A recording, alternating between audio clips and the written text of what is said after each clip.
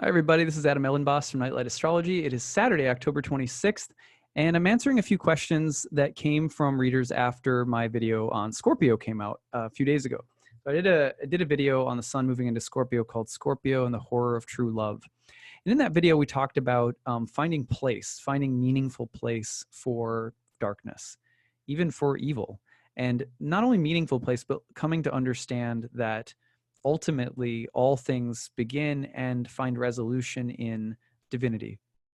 That is a perennial view of ancient mystics and ancient astrologers in both the East and the West. And so but I received actually dozens of email responses from people asking a very similar question. And that question was, what about those, this is one person that summed it up nicely, I thought. What about those truly horrific things? In my view, certain dark actions go beyond a simple approach of everything is God. Perhaps, yes, in some distant angelic realm, it all has its purpose, but tell that to a child being mutilated or molested. I just don't get, I don't understand this, basically. Okay, so fair enough. And that is, at its essence, the summary of similar questions, not all identical, but most of the Q&A follow-up that I got from that episode was all very similar. Yeah, that's nice, kind of distant angelic view, but it's not practical, and it seems kind of sucky. You know what I mean? To say that about really horrific things. So, so what can we do with this? Well, again, we have to go back to a few basic points that ancient astrologers were making. One is that the reality of good and evil in this world is absolutely valid and absolutely real, right? It's just that it's not all that is real. It's one part of the story. We're seeing not fully, but partially when that is all that we see. And so is there reality to the good and evil of things? Yes. This is why you can't just say everything's God and not do anything to legislate better gun laws or better, laws at the airports after the terrorist attacks and 9/11 or whatever the case might be. You have to do smart things to, you have to fight for justice. This world, there's moral dilemmas at stake. There's good and evil playing out. And we're a part of that. We're on the battlefield, just like Arjuna was in the Bhagavad Gita. He starts off and he's on a battlefield and he's like, this is some good and evil stuff. And I'm supposed to go beyond the good and evil, right? Like head to a cave and meditate. And Krishna's like, nope.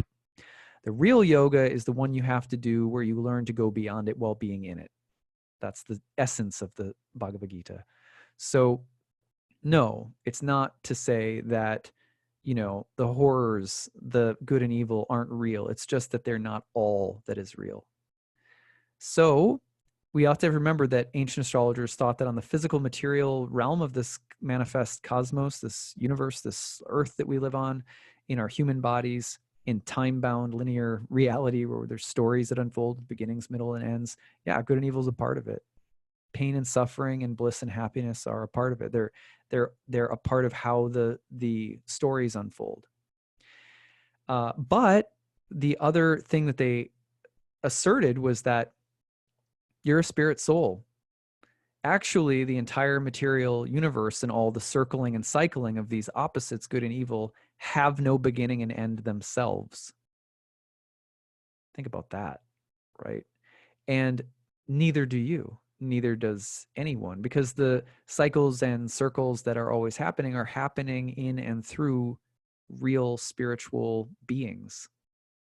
And those spiritual beings, even though they're in these leelas, these plays of light and dark circularly, without beginning and without end, they themselves are also as entities not without beginning, and they're without beginning and without end. So that's the reality that they're embracing, right? And what they're saying is the more that you cultivate your conscious understanding of yourself as that eternal spiritual self, as eternal spiritual agent, and when you start to see the reality of eternity around us, that's when you're able to find and understand the place and the reality of evil within the scope of everything within the scope of divinity, if you want to say that, within the scope of God. So that's not like light reading. Do you know what I mean? Like it's not as easy. It's easier to chew on like a nice quesadilla, right, than it is to chew on that. So it's not for the faint-hearted. But listen, this perspective does not deny or mitigate the immediate reality of the battle on the field of life that we're in.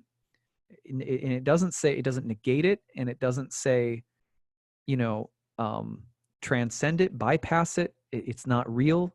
No. It says it's all real. And the kingdom of heaven, from this perspective, Krishna tells this to Arjuna, Christ said similar things. The kingdom of heaven becomes available to us when we learn to cultivate this consciousness while we're in it, as we are in it. So when I wrote a book, for some people this is going to be like, whoa, TMI, but for other people they'll be like, I read this in your book, so sorry in advance if this is TMI. When I was a little boy, I was molested by a neighbor, and I wrote about this in my book that came out in 2010, which was a book about ayahuasca. And it was one of the most immediate things that I revisited in my ceremonies with the plant medicine. And it was really interesting the way that the medicine worked with me on it, right? First of all, it helped me to kind of relive it, right?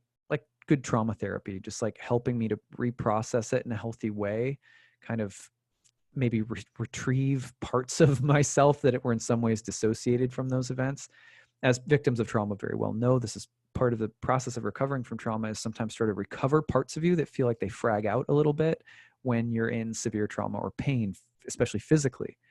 So the medicine, the ayahuasca ceremonies, first of all, kind of led me into that space of just reconciling with the physical experience of what it was, which I had, dissociated from for obvious reasons. It's an intense physical trauma. It was dark. It was arguably an evil act, although this was another little boy who God knows where it came from for him. But at any rate, so first was the reality of it. And first was just the acceptance of what had happened, meaning just how horrible and terrible and painful it was, and kind of reliving it and, like that. The next thing that happened, and this is a pattern that repeated for the ayahuasca, in the ayahuasca ceremonies that I did over 10 years, right? Well over 100 ceremonies. The same kind of pattern would emerge where, you'd be led, and other people that I was in ceremonies with, be led into traumatic events, allowed to reprocess them, allowed to feel them, allowed for them to be what they are in a place that's now safe. The literal predator is no longer there. And then what happened after that, especially for me with reliving the molestation that happened when I was really little, was that I then was able to understand and see like these, in the vision that I had, they were like tributaries, like rivers flowing from that event in time. For example, when I was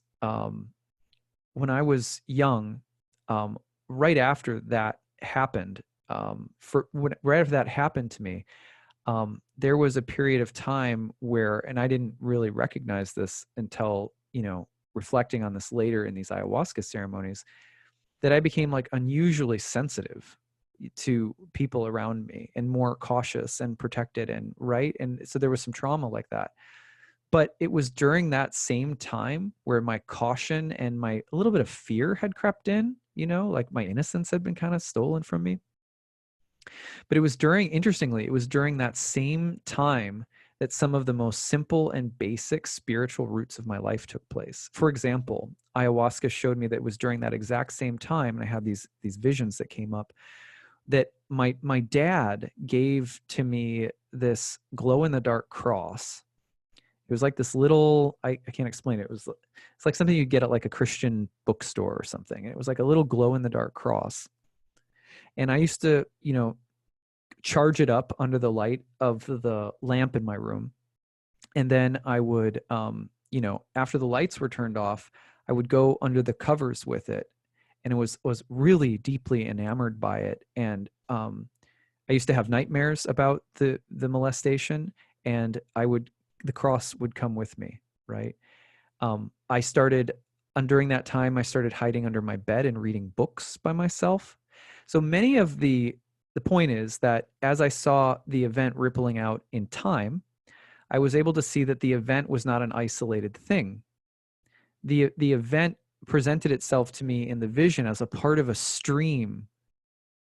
In this universe, we call that karma. It's a part of a stream. And eventually that stream downstream led to my although my innocence was taken, it also opened up for me the under the covers glow in the dark cross, which is why I named my business Nightlight Astrology, by the way. That's why I called it that. When I was little, I used to go into the bed during the daytime when I was in this stage right after I'd been molested, and I would read books. That's where my love of reading started, like literally in this lifetime anyway. Maybe there's more to it, right? But the point is that ayahuasca then, not only did it help me relive a horrible, painful, terrible, dark, hellish event, which I do not excuse him for, this other young boy, right? I don't try to pretend it was light, because it wasn't. But I was also able to see the tributaries coming, and how this event, this darkness, was integral, inseparable from the stream that was a part of my spiritual life, my intellectual life, my interior growing and developing.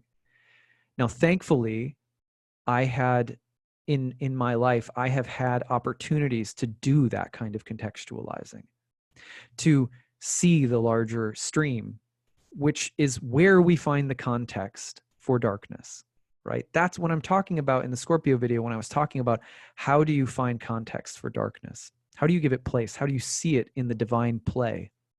That's what I'm talking about. It's that kind of perspective.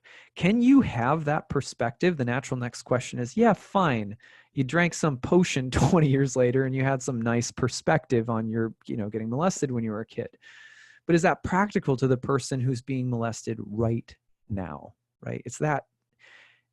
So now we're ratcheting it up a little bit. We're like, okay, all right, someone's turning up the heat on the burner, right? Okay, it's getting a little bit more serious.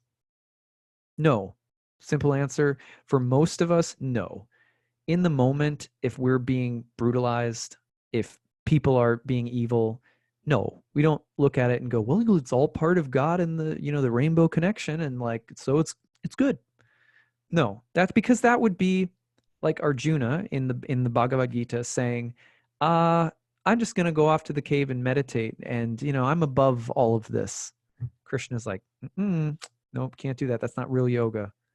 Real yoga is finding that perspective while you're in the battle, while you're wielding a weapon, while you're killing your own family members in the civil war that's being depicted in the Bhagavad Gita, no less. This is the ultimate spiritual teaching of the Mahabharata, which is like the greatest Indian epic.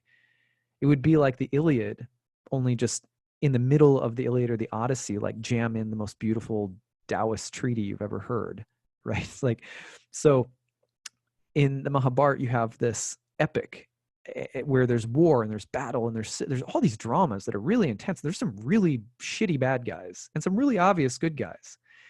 And then there's this scene where God shows up on the battlefield with Arjuna right when he's wanting to peace out for the cave, because he thinks that isn't there something above this constant civil war between good and bad, between evil and light? Krishna says, nope, that's not where you find it. You find it right here. So it's not about denying it. Even when you're in it, it just happens to be the hardest place to have this perspective. 99.9% of us cannot and will not and do not have the ability to see the divine eternal context when we are in the middle of intense, immediate, excruciating pain. Like, not going to happen. But that does not mean that you have to remember that immediate, intense, excruciating pain is not all powerful, and it is not the summum bonum. It is not the greatest of great. It is not the all in all. It is a part of something that continues after that moment is over. And there will be more moments. And the other thing is that ancient astrologers believe that you are eternal. You don't have a beginning and you don't have an end. How do you come to understand that? Even if a moment of complete and total atrocity takes our life right now, the promise of that perspective is you'll have another lifetime to think about it in a different context, in a different setting, with not necessarily any memory of that literal event, because that literal event is not literally what matters. But you will go on contemplating the nature of the battle, the kshetra, the field. You'll go on contemplating it.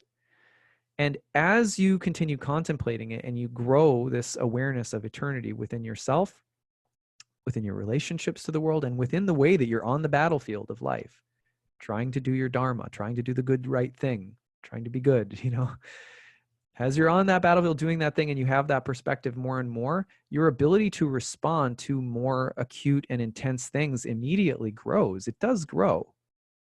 Can I say that I'll never forget this. We had a colleague of ours a few years ago. I think it was 2015. Talk about a difficult horary chart. At a horary chart, is Trisha dead? Trisha is one of our staff members at our yoga studio, right? And she was an herbal teacher in our herbal program. She taught on the yoga staff sometimes. It was a good friend of my wife's. Horary, is she dead? She'd been missing for about 24 hours on Christmas. And it turned out that she was brutally raped and murdered in the back of her own car. And then the murderer drove around the city with her in his trunk, her own trunk. That was a friend of ours, right? This is someone who I talked to her about her chart and the very transit that was present when she died. She was talking to me about not long before it happened, saying, I wonder what that'll be about. Right? And then that happened. But my friend Trisha, who was a Pisces, my better friend of my wife, but after she passed away,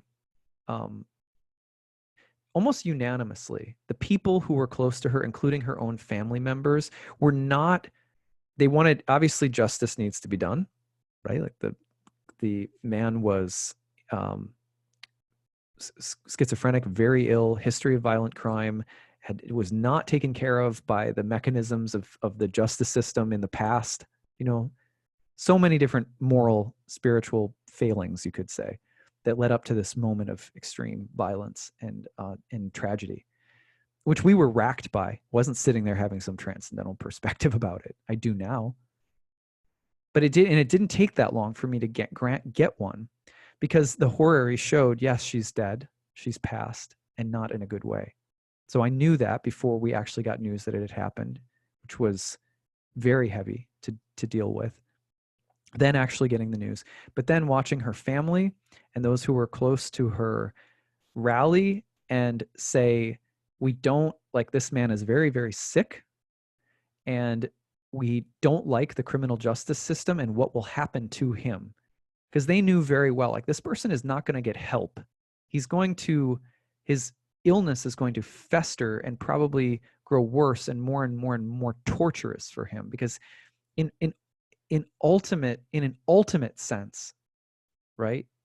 He is the one, even though Trisha died and he brutalized her, this man did so because his suffering is that acute.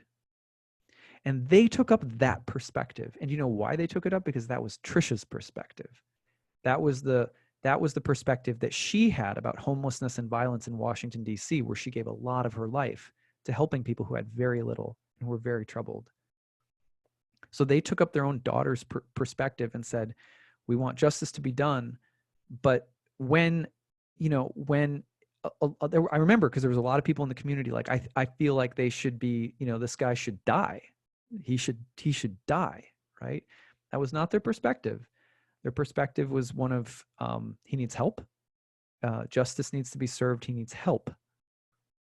This person is sick. So the compassionate perspective, right, is the perspective in that moment that shifted a lot of people into understanding the event of what had happened to her in a different light than just the light of the hurt, the anger, the desire for revenge, etc. None of which I would blame or anyone blamed anyone for having. Right. But that is also that's the crux and the cross of the message about darkness, the reality of darkness. Our friend herself would have taken that perspective about her own killer. And I have no doubt about that, because she was a very strong person in that regard. And the other thing that was really interesting about her death was that, you know, again, as an astrologer, it was a real turning point for me, because I got to see that those brutal acts within the language of astrology. I saw it with her personally before it happened. I saw it happen in the horary chart, right? And so it had place.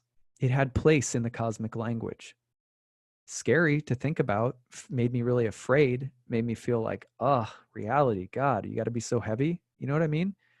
Like, not something I just like danced around about. But yeah, time heals. Time hurts and time heals.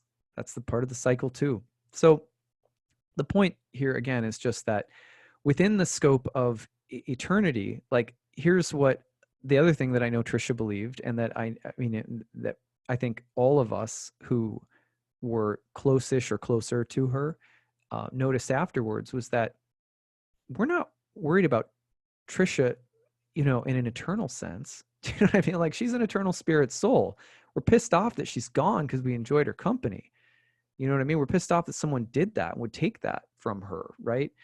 But at the same time, it's like, I know and I trust that she can't, like Krishna says in the Bhagavad Gita, all of the people on this battlefield before have lived many lives. I remember them all. You remember none of them. And the soul of every being on this field cannot be slashed by a sword. It can't be burnt by fire. It can't be destroyed. So, but here you are.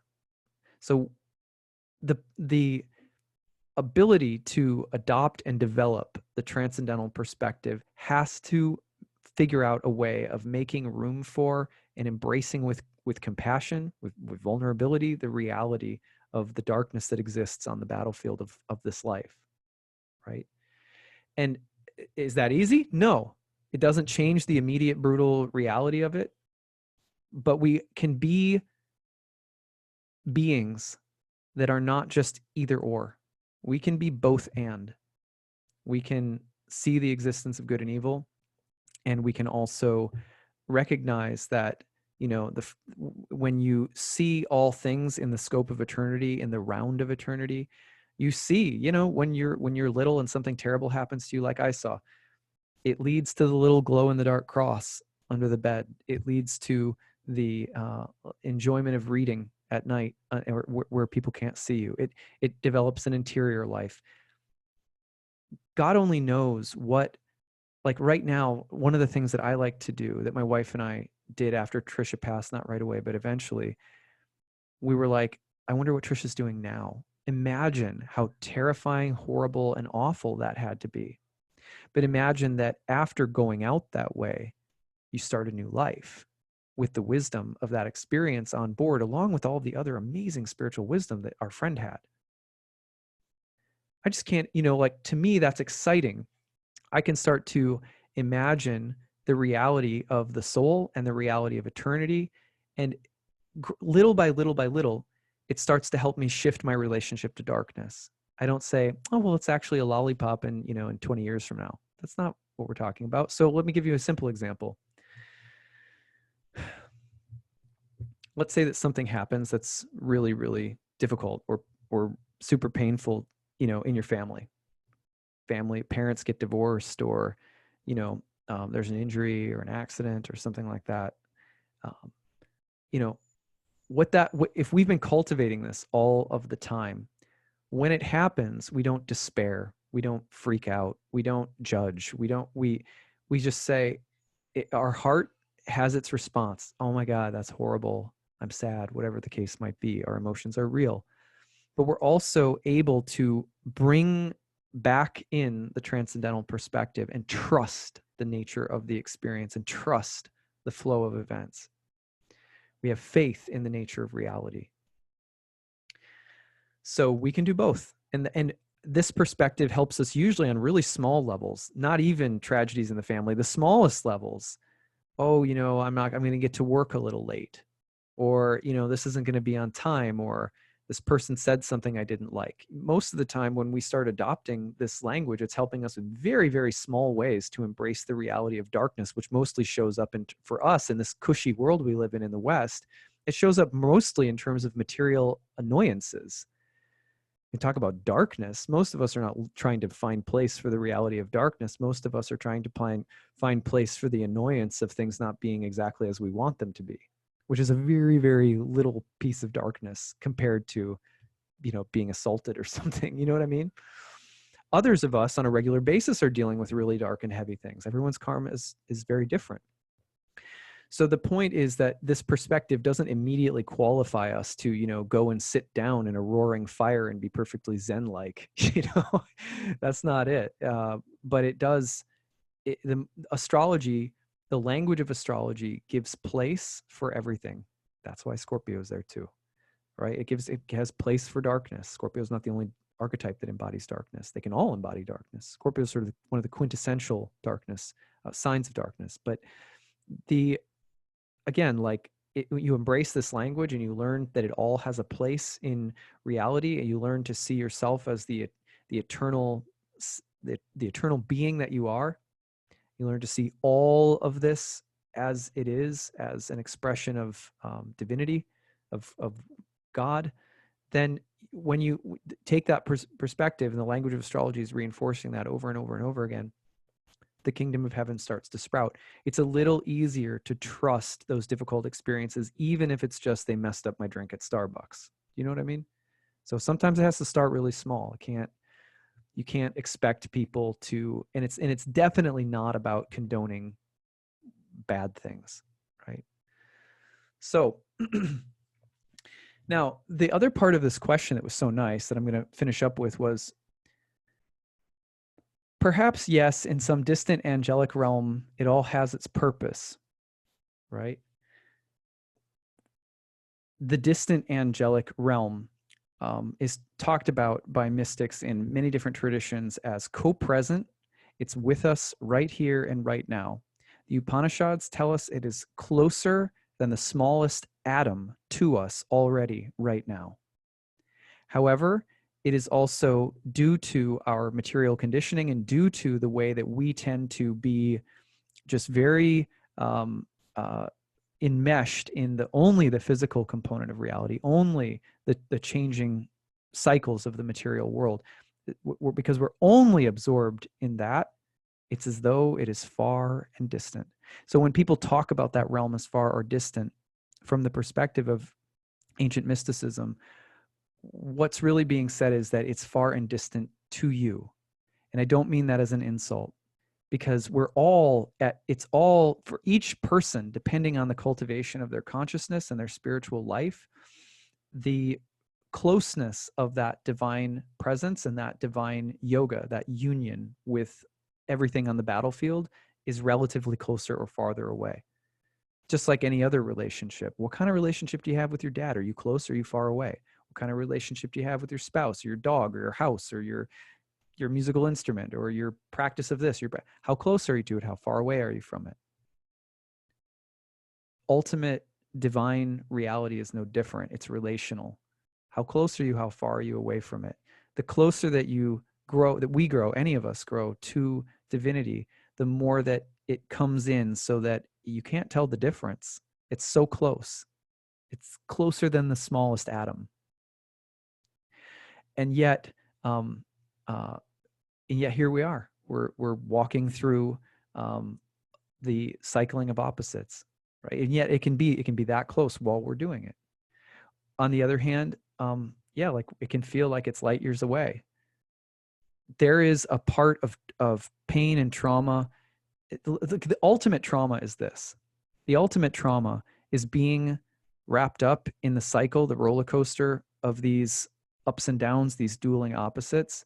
That's the ultimate traumatizing thing.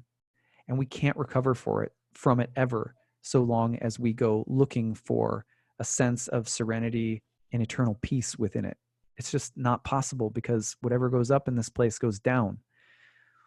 So we look for serenity not in the ups and the downs, not in the cycle of the ups and the downs. We look for serenity in seeing the ups and the downs as a part of a larger whole. That's what we're here to cultivate. So I hope that answers the question. As we develop this, the relationship with reality becomes very intimate and close, even as we're going through the ups and the downs. That's the perspective we're talking about when we talk about giving place for darkness. We're not, and the way to cultivate that, people are like, great, that's a nice idea, but the way to cultivate that is by taking time every day to develop this perspective, to develop that consciousness. It has to be developed. It's not innate, right? People always say, like, for example, in the New Age, there's this kind of, it's like a meme that you hear, like, you are light, you are love, you are bliss, you are like this. And people are like, oh, good. I can feel good about myself for today. Do you know what I mean? But that's just part of the roller coaster. We have to, we might be spiritual, eternal beings, but the conscious awareness, awakeness of our spirit souls has to be cultivated here. It's like a star nursery. I've said that before, where stars are being born, but something has to be cultivated. You can't just, kick back and dial up the everything is one, everything is nice, big circular perspective when things are feeling bad. If that is only an answer to things feeling bad, then we haven't grasped the essence of love. Love is not the same as like. I like this, I don't like that. Right? Love encompasses both of those things. And that takes cultivation to feel that, to know that. Even the smallest glimpses of it take real cultivation. And there's many different paths to do that. Sufis, Buddhists, yogis, Christians, Muslims, so many different traditions, Jews that have different ways of doing things to cultivate that feeling of union with reality, with the ultimate reality. So, some guy sitting here chattering about it is not going to change the distance that any individual may feel. Oh yeah, it sounds like some remote idealistic thing. Sounds like some polypositive, thumbs up response to darkness that's not really grappling with its reality. We're not talking about that. So hopefully that clarifies. I literally got like several dozen questions that were almost identical in this regard. So hopefully this has further elaborated the point a little bit for those who were seeking more.